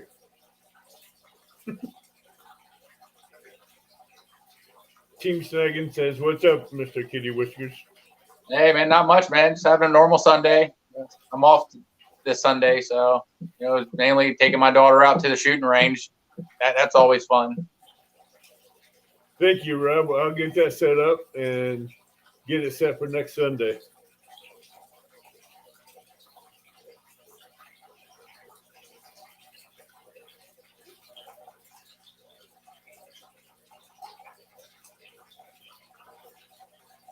Yeah, oh, the camera's amazing.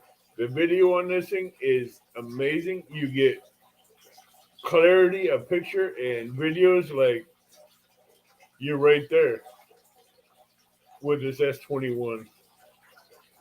Yeah, I heard a lot of good things about it. Huh? I heard a lot of good things about it. It's a Samsung Android S21. Yeah, I got to it's almost like you could just reach through the screen and touch that guy's fish. Yeah. I mean, the clarity of it's really good.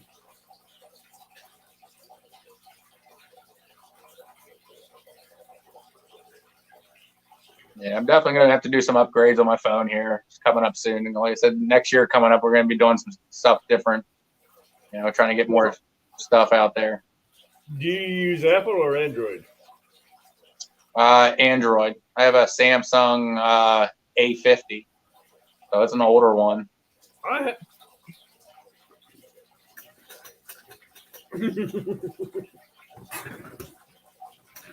You gotta find this weird. That was your old phone? These are all old Androids. And that's the A50 right there. Yep. Yep, that's the one I'm using right now for all my videos and stuff. I have a drawer full of old Androids. Oh, come on, chair. Yeah, I have an old phone before this one, and it's in my drawer. I gotta charge it up and figure out, because I think I have a video on there when I went hunting one time, and where I had my phone, I turned it on because I looked over and there was a fox coming towards me. So I was like, I turned my phone on and recorded it, and I'm watching this fox come the whole way up behind me. It comes up, it walks behind me, and I'm watching it with the phone, and I go to turn around the other way to go see where it's going, and I don't see it. Like, where'd it go? And I looked down at my foot, and it's sitting right beside me. And I'm like, I looked down, and it looked at me, and he was like, "Oh crap!" That was so awesome. I got to find that video. I want to upload it so people can see that one. That was an awesome hunting trip. Rustic, they have been turned off, and I don't send them out because they still registered to me. Snagging Whiskers, I will not use Apple.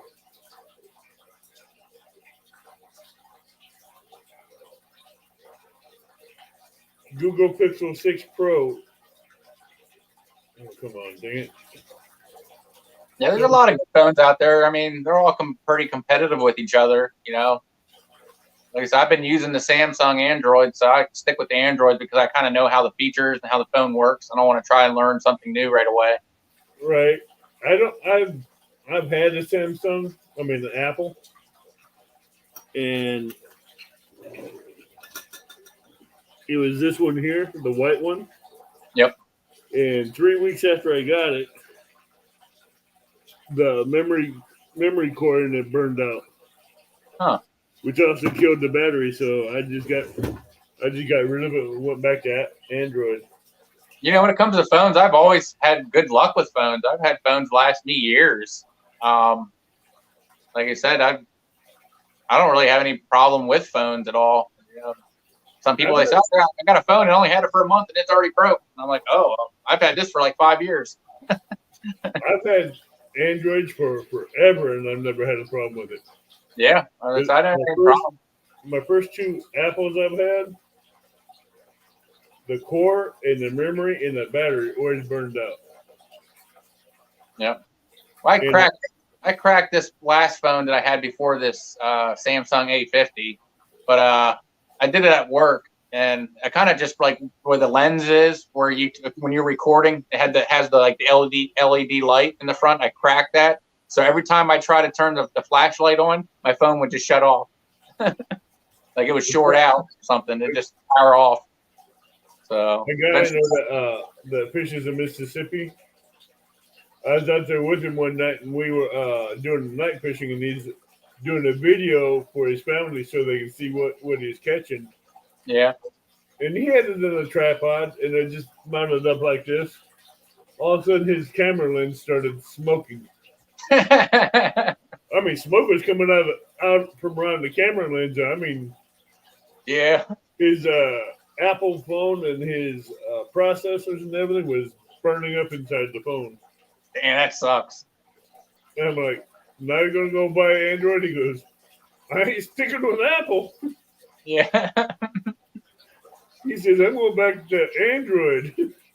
My wife got me this Apple so I can do videos and bring them home and show them to her. And I'm like, I guess you go back to Android. Yeah, when I lived in Wisconsin for a couple years, I fished Mississippi with the guy I worked with. We didn't catch any catfish. We were trying. We were just catching sheephead. Oh, wow. Yeah, we were catching. Go ahead. And I said, yeah, that's all we caught one day. Because we only went twice. Like I said, other than that, that's the only time I ever fished Mississippi. And I don't know what part it was. We lived in Wisconsin, so it had to be somewhere not that far. Hello, polar bear. No, do you have a tripod for your phone? Do I have a what? Do you use a tripod for your phone for the bank, or do you have a clip-on for the boat? Yeah, I have a tripod for the boat and for the bank. Yeah. Yeah, I don't do any night fishing videos because I don't have an actual night light yet, and I tried using the vehicle, but I don't want to draw all that power off my battery to use for headlights.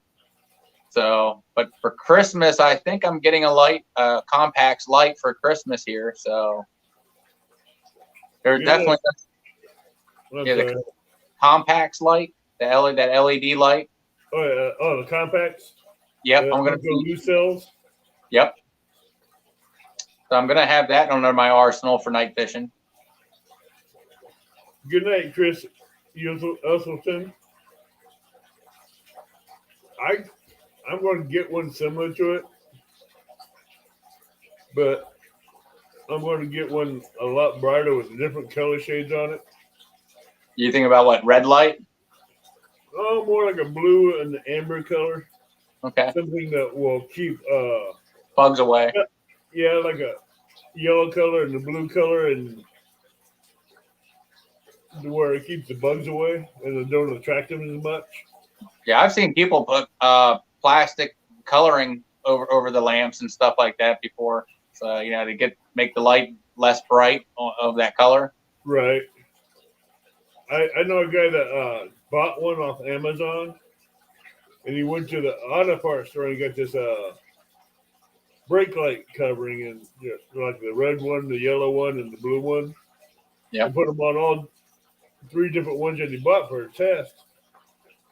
And it seems like the blue and the amber work better than the red or the white, bright white light. Yep. Keep the bugs away. Hey, Miss Terry Lee, how you doing?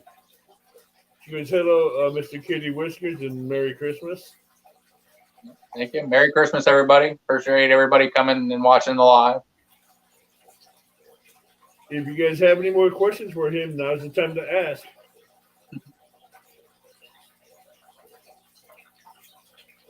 Miss Terry Lee, welcome.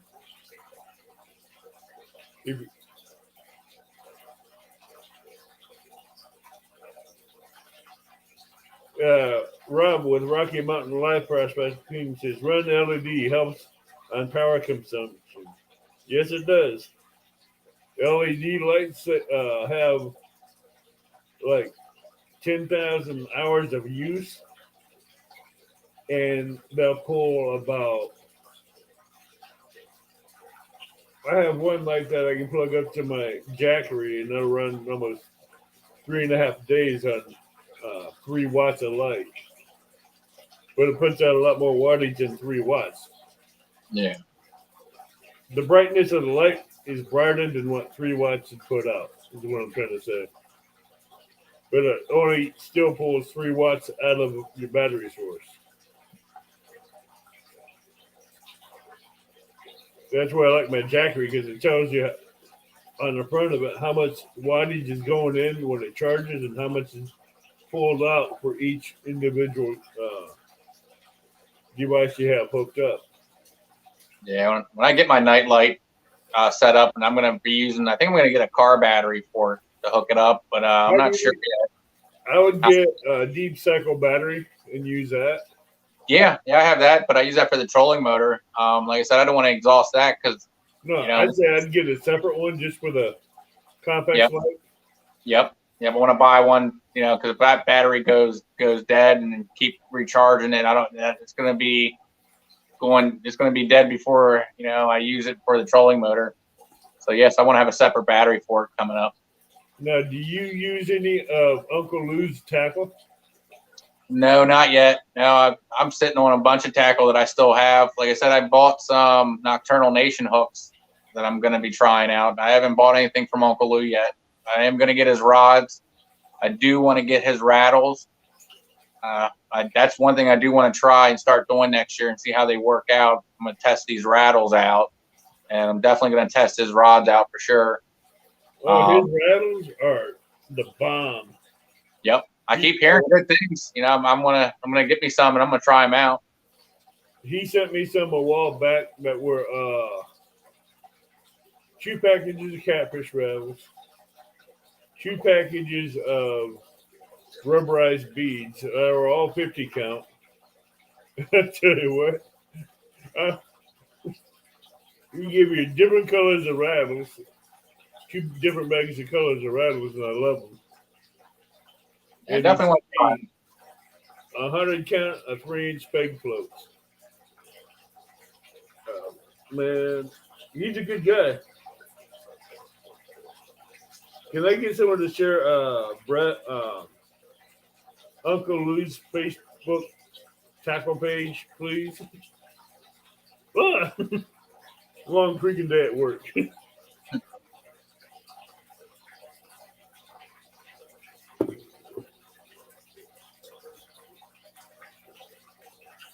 So, are you married? Are you single? I'm married. Do you ever take your wife with you fishing?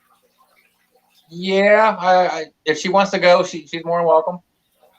She does like to go fishing, but I guess she's not as hardcore as fishing as I am. Like, I'll go and whatever. I know she doesn't want to be on camera. That's nothing new. No. My daughter could care less about being on camera, so she's normally the one that usually goes with me. So has your daughter ever caught a catfish? Oh yeah. What's her PB? Oh man, her biggest is probably like 14 pounds. Yep. And like I said, I have a video on that one. My video is called something seems fishy. And at the end of the video, I have a picture of her bringing it in. But then during all the pictures in the beginning, one of those catfish was hers that she brought in. Wow. So, yeah. I bet you she was ecstatic. Oh, yeah. She said freaking a lot. And you know what's funny? She caught that on the smallest rod I had there. It was just a little Shakespeare bass rod. It was this little spinning outfit with 30-pound line on it. You should have seen that rod bending. Oh, I bet you that thing was almost touching the water. Yeah. She did some muscling. I know that. I'm sure she did.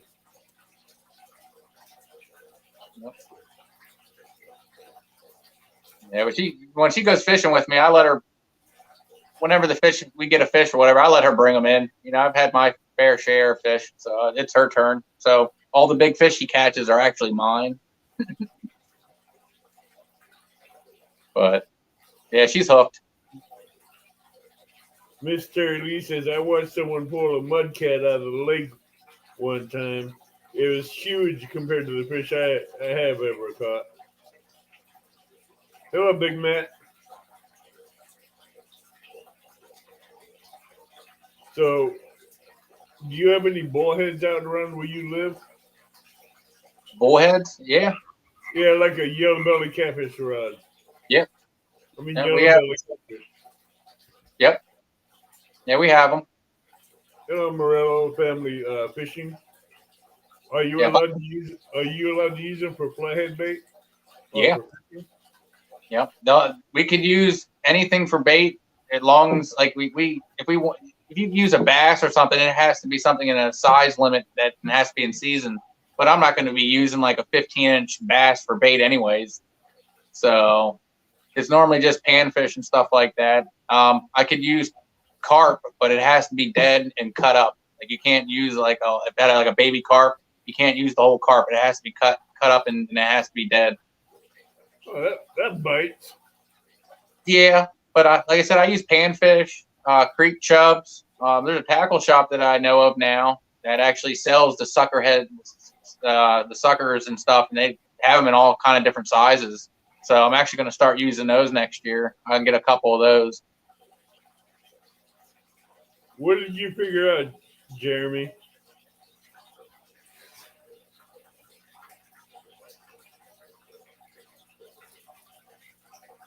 All right, we're going to scroll back up, see if I missed anything. They've been trying to keep a hold of chat the whole time.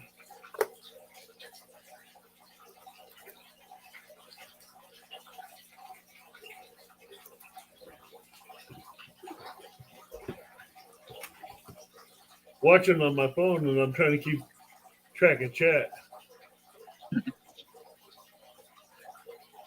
Yeah, that's one thing, man. Keeping track of chat when it's flying, man. That's a talent. Oh, yeah, so, for someone that's getting into catfishing, what would your advice be? Research. That's my main thing right there. Just, if there's a certain type of fish you're going to target, make sure you do the research for it. Make sure you do have the proper equipment. The worst thing you can do catfishing is not having strong enough line, not having a rod that can handle it. The whole way down to your swivel. Make sure you're using catfish swivels. I've lost fish and I brought them in and my swivel just gave away and you can see where it bent, So main thing is just making sure everything from the hook the whole way to the reel is catfish worthy, especially depending on what type of catfish you're going to be looking for. If you're going to be going for flatheads, man, you just make sure everything is geared for it. That would be what I would make sure they should know. Because you don't want them to hook up to like a 50-pound fish and you get to see how big it is and then something fails and you watch it swim away. I think when I catch a fish, if I don't physically touch that fish and it come on the boat or come on the bank, I didn't catch it. So you would say to use decent rides for catfish, but not a Barbie doll. Barbie ride. Yeah, I wouldn't recommend it. I had a past experience. Yeah. I mean, if you're gonna put 40-pound line on it, I say go for it. No, I'm just saying that out of your childhood experience, you won't repeat that one again. No. You didn't That win anything, Dan. That's a joke I was trying to make with you. Like you won't repeat that scenario like you did when you was younger. no. Hey, live and learn. Hello, Alvin. How you doing? Jody says, "Great interview, Avid and my kitty whiskers." Thank you. How did that become? You become her kitty whiskers. I don't know. I mean, I'm always on chat. I'm always sponsoring people and checking their stuff out and watching lives, having a good time. Miss Terry, you should hear his previous story of his. I think it was his GI Joe rod or that he caught. My transformer rod. Yeah, his transformer rod that he caught something big on. That was drug him in the lake, a river. But a 202 for beginners is not a bad rod. It'll land some decent sized cats. But a monster, I doubt it. Yeah. It might if you know how if you're lucky.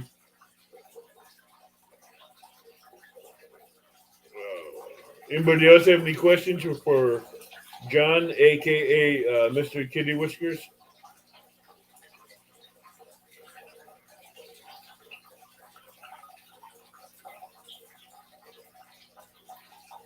Miss Terry, you're blue in here, so you're protected.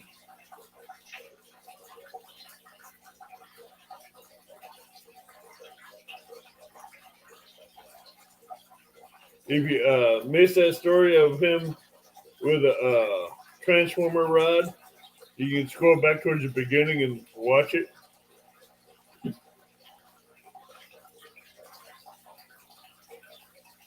That's what I normally do if I miss somebody's live, and I come in late or something because I was busy doing something.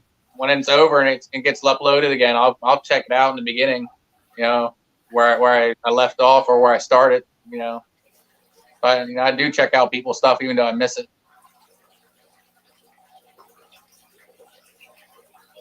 How long do you stay in one spot before moving? Well, when I'm on the boat, about a half hour. I'll give it a half hour. If I don't get a single bite or a fish, I'm moving. If it's on the bank, depending where I'm at, normally I'll give it about an hour, maybe 2 hours before I want to move to a different spot. Sometimes I'll fish like 4 or 5 hours at that spot, and then the next time I go fishing, it'll be somewhere different. But most of the time, it's just where I feel like I'm going to try and go. Sometimes it's just a big guess. Potomac River Monsters wants to know, Mr. Kitty Whiskers, what is your dream fishing trip? Oh, my dream fishing trip? Yep. And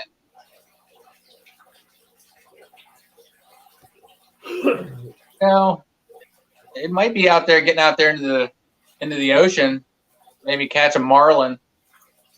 Yeah, that'd be pretty awesome. Or like a 1,200-pound tuna. Definitely would be 1,000-pound groupers. The giant grouper.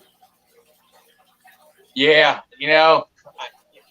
I've seen videos of people catching them. I don't know if I want to get pulled over the boat or pull my back out, and I'll be walking funny for the next couple weeks. You'd be hurting for a while. Yeah, I definitely won't be going back to work for a while. I pulled my everything. Hello, Drew Channel. But it would definitely be doing some deep sea fishing for some marlin or something cool, Jeremy, careful with spamming all those emojis.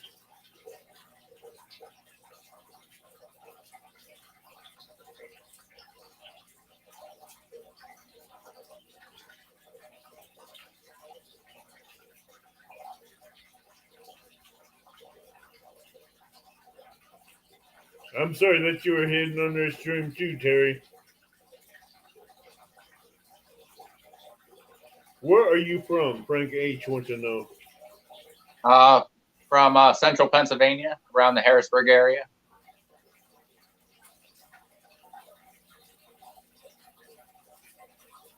So I'd be fishing the Susquehanna River, and then sometimes I go a little bit farther up and fish the Juniata.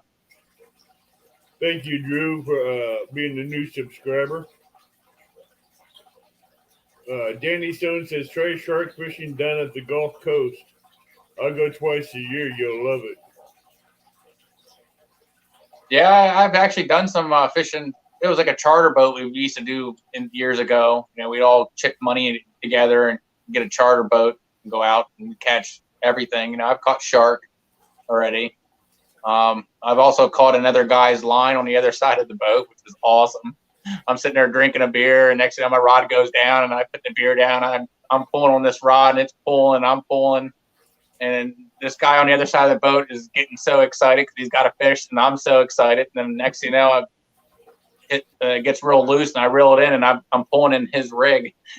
So I broke his line off. That was awesome. You broke his line off, and you're bringing in the shark. Yep, I walked over and said, "Hey, did you lose something?" And he looks over and he's like, "That's my rig." I was like, "You can have it back, buddy." Like, thanks for the fight. His hands were shaking. He said, "I had something huge." Yeah, that was a fun trip.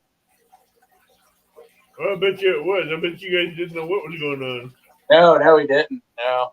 Then a little bit later, I caught a nice. I think it was about almost a 4 foot. I think it was a lemon shark or something. But the guy said I could bring it in because it wasn't that big. So we brought it in, but he made people move out of the way so no one got hurt. But that was awesome. Jeremy Tournament Cat says, Mr. Kitty Whiskers, that's a funny story right there.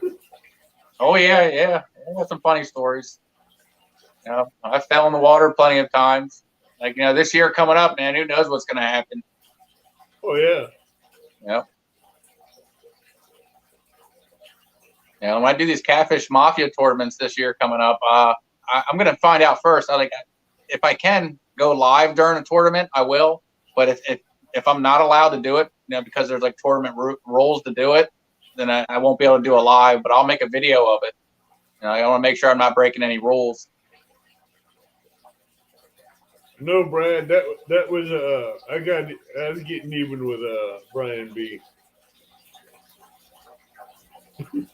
in both his channels.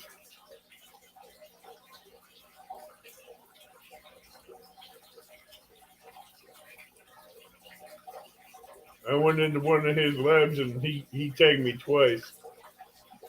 Mr. Kitty Whiskers, what is your favorite rod and reel? My favorite rod and reel? Oh, man. Jody, you're ratting me out. I already told him it was me. My favorite rod and reel right now, it would be my Cabela's Whopping Stick. You know, that's my lucky rod. That rod's always getting fish. You know, and I've caught big fish on it. It handles it. And with my little it has my Salt Striker reel on it, spinning reel. I love my Cat Max. You know, I've had that for years. That's what I took fishing, deep sea fishing, was a Cat Max 10-footer with Abu Garcia Big Game Series reel 9,000. I took that out deep sea fishing with 80-pound line, and I'm telling you, I've had line snap, and I had that thing bent the whole way down the boat. Like I was trying to break it. I wanted to see how good it was. So I've definitely put it to the test, and it held up. Boy, that must be Brian B. This is awesome channel. I love it. How many? Okay. Jeremy Terminal Cat said, someone say Cat Max. That's my baby. Yeah. Yeah, I've actually got the rod for free. I bought a Cat Max reel and rod combo. It was and the reel that it came with it was a Cat Max reel. Well, I've only had it for like 2 weeks, and the first time I used it, something happened to the reel, like something snapped in the reel. So they told me to send that back, and they'll give me the money back and store credit for the reel. Well, they gave me back all the money for what I paid for the combo, and I ended up buying me a new reel with that. So I actually basically got that 10-foot rod for free. That was awesome. Rob, I will get that. Check that email out as soon as I get done with the show tonight, and I will call you or text you and let you know the details. Breda Mano is what Van V3 Custom Kentucky would like to know. Breda Mano. Oh man, I had mono all the way.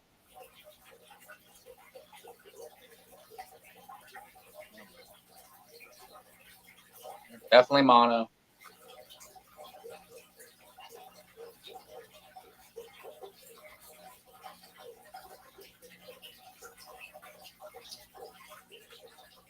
Does anybody have any more questions for Mr. Kitty Whiskers?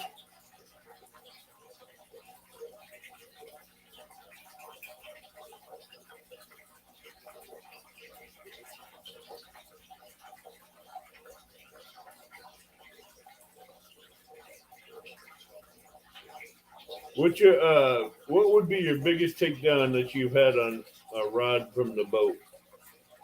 Biggest takedown? Yeah, with the rod bent over. What would be your biggest one? Would it be when it went halfway, or where the rod tip touched the water? Oh man, I've already had a big takedown where they took the rod the whole way down into the water, and just all you could hear was zip, zip, zip, zip, and it was just slowly taking drag. On that rod, I forgot to adjust my drag, so it was just bent the whole way over, and it was just, you could see the whole rod holder and everything was just shaking. And I was like, oh man, I ran over. I couldn't get it out of the holder because it was so bent. Yeah, so bent you didn't have a drag set, did you? Not correctly for where I had it. Yeah, I was just waiting for the rod holder to go tink. Brad Cardell wants to know what sinkers you use.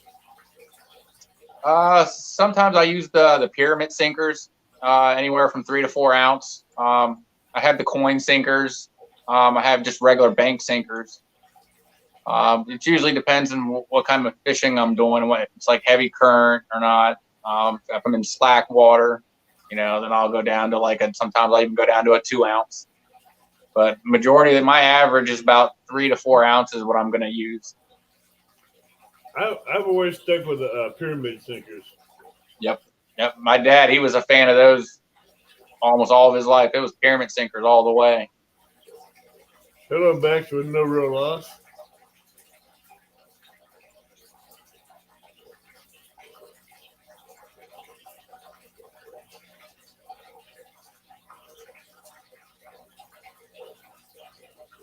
Pontoon Jody says catfish is where?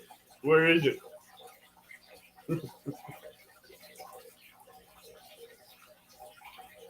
John Euler.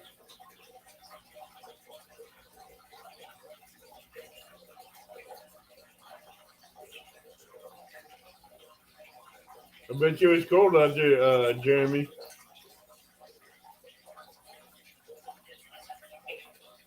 And it's getting cold down here and over in Pennsylvania. It's definitely temperatures are dropping this week. Yeah, that's what they're saying out there in North and South Carolina too. You'll be getting down to 35 overnight. Yep. Yeah. So here on out, I'm gonna pull my hunting blind out. I'm gonna have a little tiny Mr. Buddy heater inside there, and I'll be watching the rods from a little window.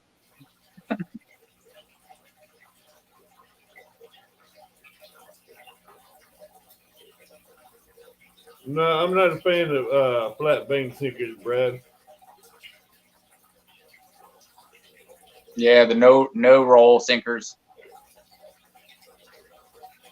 Thank you, Bex. Booyah! Boom, boom, boom, she says, for a $5 donation. Thank you, Bex. So, Abby, you're going to keep saying boom, boom, boom, or you're going to switch it up and make something signature? I'm looking for a signature one. I'm not going to use a boom, boom, boom, but. Are you going to be like cha-ching, cha-ching? Nah.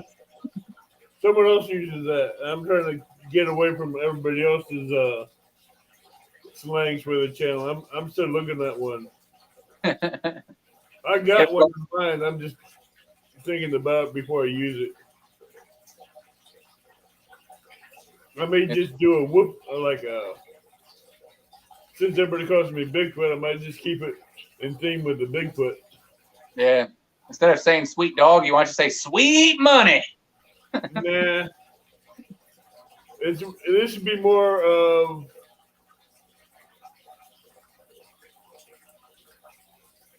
either whooping call or a Sasquatch call. I was thinking about, but I'm trying to figure out which one would be a better one. You'd be like Tim the Tool Man Teller. Ooh?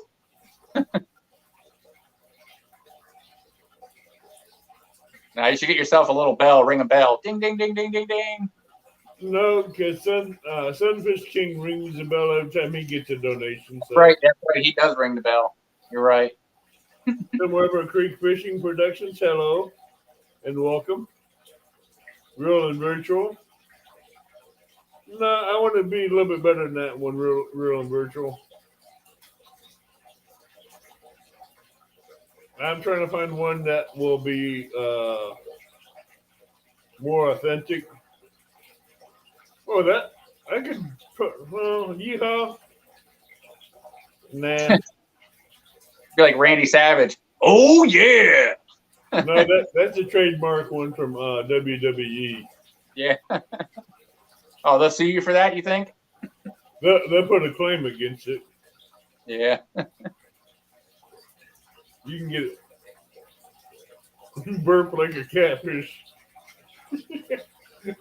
Thanks a lot, Bex. Texas shooter, how are you doing? Now, everybody in chat, Mr. Kitty Whiskers already knows this, and some of you guys also know it. Next week, we will have Rob from Rocky Mountain Prospectors on. He has a Four Paws animal rescue that we'll be talking about. That he helps. No, will not be a meow neither. That we will be covering his animal rescue, his campgrounds and RV sites, and I believe it's his cabin spaces that he has for YouTubers to come out and go camping and explore and have fun out there. We will have Mr. Rocky Mountain Life Prospectors next week. I can't say good or done because that's already a copyright in the movie. So yeah. Yeah, but next year I'm going to try to do some magnet fishing. I think that's the only type of fishing I haven't done yet is magnet fish. Hello, CBA. I'm trying to find one that everybody else ain't using, like boom, boom, boom, or motoring or something like that. Don't worry, you'll find something good. Oh yeah. I thought about the whoop better, WHOOP. So I might go with that one. I might not. I'm still debating it. Somewhere up the creek comedy fishing production says magnet fishing, yes. Yeah, I'll definitely want to try that. I've seen a lot of videos on magnet fishing and stuff. And I wouldn't mind pulling some trash out of the water, maybe a few guns. I'm sure. I'm sure in the Harrisburg area, I'm going to pull a few of those out. Miss Terry we will find out more about that next Sunday. And he has a channel as well. It's Rocky Mountain Life Prospecting.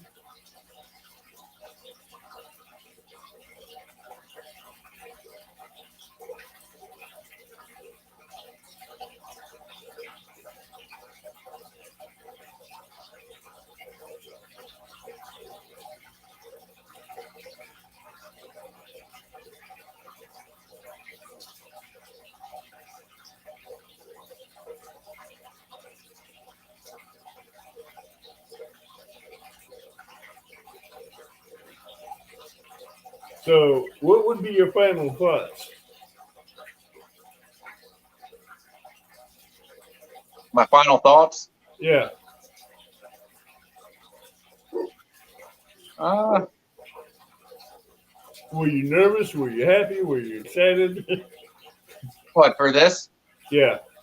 I wasn't really nervous. No. Like I said, I did a couple lives already. I don't normally get too nervous, anxious. I was excited to be on. I was like, wow, like when I asked about being on, going live with you, and you were like, yeah, we'll set something up. Like, I was definitely excited. Look forward to it.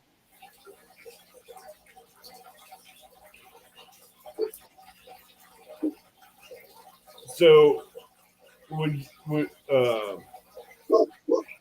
once you get your phone upgraded and an unlimited plan, do you plan on doing more lives fishing? Absolutely, yeah. I'm gonna do fishing. I'm gonna do live fishing, and I want to try live hunting too. Oh, that'd be great because live fishing, you don't have to worry about editing. It is what it is. It's real time. You catch something, you catch something. If you don't, you don't. Yep. But that's why they call it fishing and not catching. Yep. But some days you're on fire, and some days you just get that black animal with a white strip going down the back. Yeah. Oh yeah. Yeah. I'm not new to that. Like I said, I had a video I did, and it was like 4 or 5 hours long, and it didn't catch anything. So I went home, and I was like, man, do I just delete all this? So I actually put it up on my TikTok. I put I think it was like a minute, and it's just a minute of just watching my rods doing nothing, and I put a song in there about not catching fish. So I used it. But yeah, it happens. I still like fishing either way. I'm out there. I'm enjoying myself. It's exciting because you don't know what's going to happen. Minute to minute. For 3 minutes, the next thing you look over and like your rod's halfway in the water. You're like, oh no. So. Well, everybody, it's going on 2 hours. And yeah. Wow. Yeah. Huh? Yeah, we've been on for a while. Yeah, 11 o'clock. Yeah, I wasn't. I looked at it last time. It was 45 minutes, and now it's 2 hours. So I'm like, wow. Yeah, it didn't feel like 2 hours. No, it didn't. It just goes and it flows and it just runs with it. Yeah. I definitely had fun answering everybody's questions. Everybody get to know me. Yeah. Like I said, I'm gonna have more video and contents coming out. I gotta only get 2 days a week to really get out and do some fishing. So Hello, want to be outdoors. No, but this tomorrow I was gonna go do some fishing, but we'll see what happens. Today I had things to do today. Take my daughter to the range, and then I had a birthday party to go to for my granddaughter. Where do you plan on going fishing at tomorrow? Definitely want to go hit the river. I'm not sure exactly where yet. I've been going down to Goldsboro lately, down at the boat ramp because it's colder. Not too many people are using it. So I might go to Lake Pinchot, but try the dam down at the dam area. People have said they're catching some crappie and stuff down there.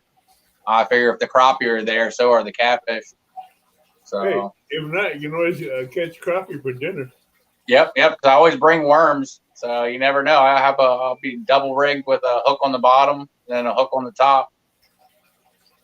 So that's the only thing that really changes in the wintertime. I put more hooks on. When I go crappie fishing, I don't use two crappie jigs on one line with a 3-inch weighted float, and I tell you what, when they're biting real good, I can bring in crappie left and right. Yep. Yeah, so that's my plan. I'm just gonna try and go somewhere. I want to catch fish. Not just catch fish for like my videos, just catch fish for me. I want to have fun too. So. Oh yeah, I understand all about the fun. Yep. I'd like to welcome my two channel members, Mike's Fishing Home and Nikki.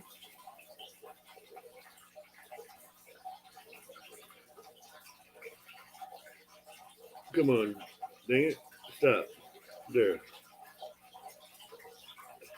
And if you are interested in joining one of the member levels, please check down below on where it says join. Pick the one that you like and one that you want, and become a member. We will have each level has something for each level, and I am still currently working on adding some more content to each level as we go along. I'm trying to think of new ideas and new bed emojis to go with them. So that membership, channel membership, still a work in progress. Check them out, see what you like. And I'd like to thank Mr. Kitty Whiskers for being a guest tonight on the show. And for having me. It's been an amazing 2 hours. Yeah. Thank you, Mike's Fishing Home, for the $5 donations. He says, hello, Mr. Kitty Whiskers. Hey, what's up, man? I know you finally get to really see me, huh? If you have not seen Mike's Fishing Home late night lives, he has an open, he does an open mic to where you can go up there and talk and chat and get to know him, and they can get to know you, and they just have fun, just chatting around and just talking. Yep. So that's another great channel to watch. Yeah, I don't normally join his lives though that late because I'm usually laying in bed, so I'm like watching him until I get to go to sleep. Sometimes it's just so late, I got to be up to work. It's just like Brian B. He'll be live with his icon in Mike's live, and they'll be snoring. Yep. Yeah, there was a couple times I was watching Mike's Fishing Home, and I went to bed watching it, and I didn't set my alarms for work. I didn't set anything, but my body just woke up at a certain time and was like, "Hey, you need to go to work." And I look at the clock, like, "Oh, well, 2 minutes before I actually had to get up." What are the odds? Says, good job, John. Yep. Thank you. Situation, but you handled it very well. Brad says, great show, Abbott and Mr. Katie Whiskers. Love your channel for the new up-and-coming streamers. Yep. I appreciate it. Yeah.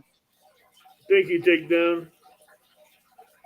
He says, see ya, Kitty Whiskers. Yep, take care. Thanks for stopping in. All right, everybody, with that, I bid everybody a good night, and God bless you all on tight lines, and get out there and go fishing. Yep, Merry Christmas, everybody. And Merry Christmas, which I have not done no shopping yet. Better hurry up, it's flying off the shelves. I normally have it done before now, but with working where it's going, it's been hard. Yeah. Thank you, Miss Terry Lee. Good night, y'all. Take care.